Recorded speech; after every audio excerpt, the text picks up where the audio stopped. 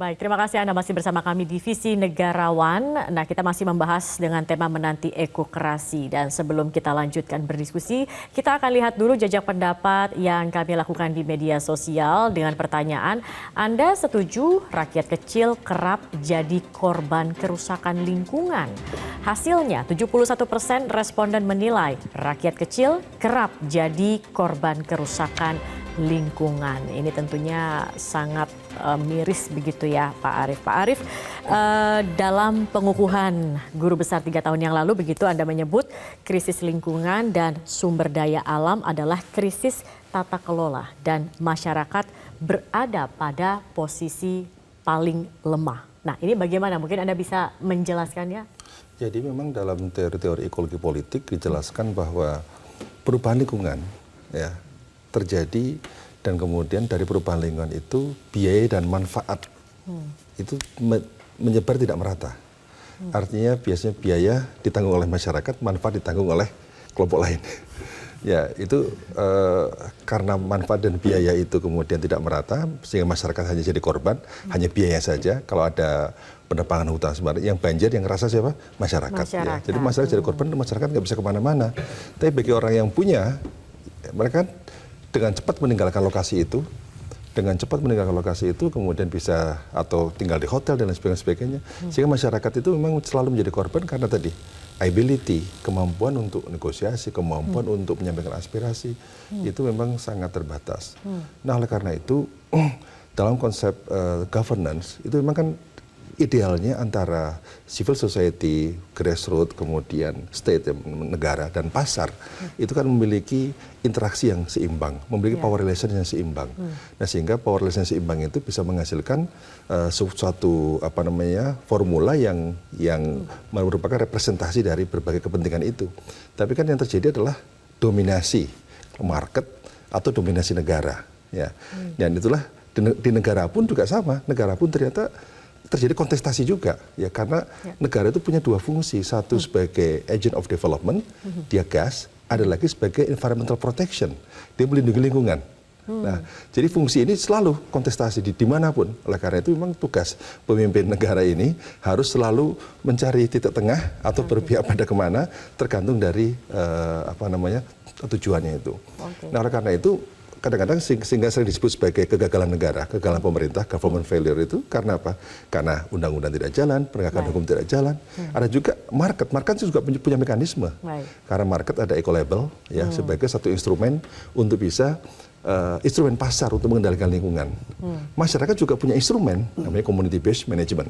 Jadi masing-masing arena itu, arena state, arena market, arena itu masing-masing punya mekanisme sendiri. Ya.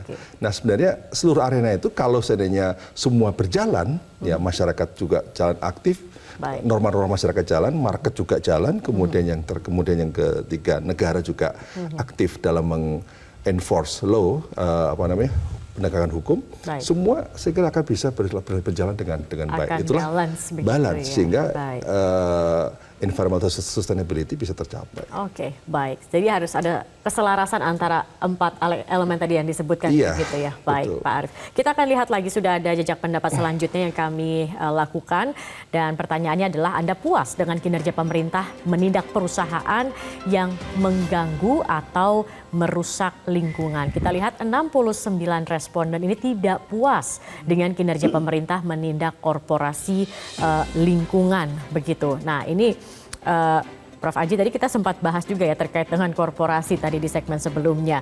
Tetapi negara mengatakan kerap kesulitan kalau menindak korporasi. Dan kita lihat juga berbagai kasus biasanya kemudian yang mendapat hukuman yang di lapangannya saja begitu misalnya. Tetapi untuk di pucuknya ini sulit begitu. Nah ini jadi kalau kita melihat sebenarnya faktor persoalannya ada di mana? Apakah jerat hukumnya?